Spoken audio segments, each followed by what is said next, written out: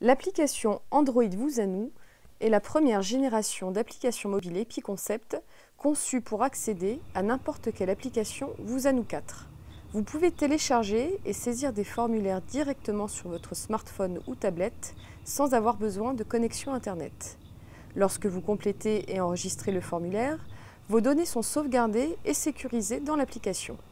Dès lors que vous rétablissez la connexion Internet, vous pouvez envoyer vos données qui seront directement intégrées dans la base de données liée à votre application.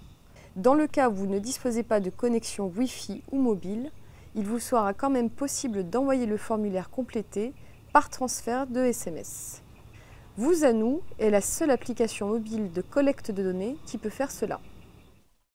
Rendons-nous sur Epicraft, notre éditeur web, et prenons un exemple d'application fictif. Imaginons que je viens de terminer la conception de mon application de collecte de données dans le cadre d'une enquête de santé.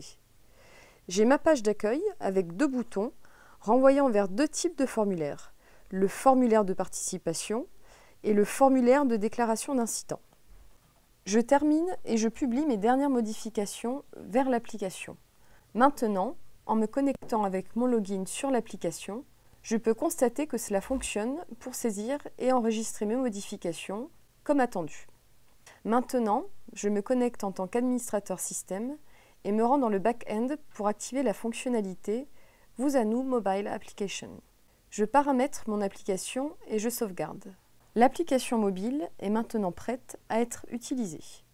Rendons-nous maintenant sur notre application mobile ou sur notre tablette en nous connectant à l'aide de l'un des comptes utilisateurs créés par l'administrateur. Nous commencerons par créer un nouvel utilisateur pour ce mobile. L'application mobile est conçue pour contenir plusieurs utilisateurs et plusieurs projets par type de support mobile.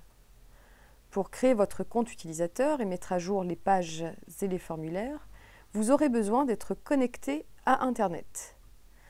J'ajoute par exemple l'utilisateur Jean pour le projet Santé X et lui donne l'accès au mobile à l'aide du mot de passe 1234. Dès lors que les formulaires et les pages sont téléchargés, vous n'avez plus besoin de connexion Internet pour remplir vos formulaires. Je retrouve bien le projet de Jean et je l'ouvre. Je choisis le formulaire de participation et je commence à le compléter. Vous pouvez constater que le formulaire contient deux onglets, l'un pour saisir les données démographiques, l'autre pour saisir les informations de santé. Les premières questions avec des astérisques sont des champs obligatoires à renseigner. Vous remarquerez que pour l'item sexe féminin, une seconde question apparaît et seulement dans le cas spécifique du choix féminin. Il pourrait y avoir un groupe de plusieurs questions à faire apparaître si nécessaire. Je me rends ensuite sur l'autre onglet pour compléter les réponses à saisir et oups! Cette valeur se trouve en dehors des valeurs acceptables. Je peux directement cliquer sur le message qui apparaît afin de pouvoir visualiser l'erreur et pour corriger le champ. Je termine ensuite la saisie et j'enregistre le formulaire. Je constate de nouveau qu'il reste deux champs à remplir. Ces champs obligatoires doivent être ainsi renseignés pour que le formulaire puisse être enregistré. Maintenant que le formulaire est enregistré, vous pouvez voir apparaître l'icône Cloud, suivi de 1 en haut à droite, indiquant qu'il y a un formulaire à renvoyer dans la base de données de votre application Vous@nous. Cliquons sur l'autre formulaire pour créer une deuxième fiche.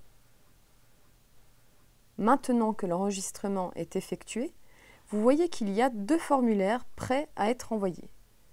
Je clique sur l'icône Cloud pour visualiser le récapitulatif des données. Il y a une vignette de prévisualisation par formulaire saisi. Le choix des variables à afficher est paramétré dans l'éditeur Epicraft. Je peux également ouvrir une vignette et visualiser les réponses pour chacune des variables.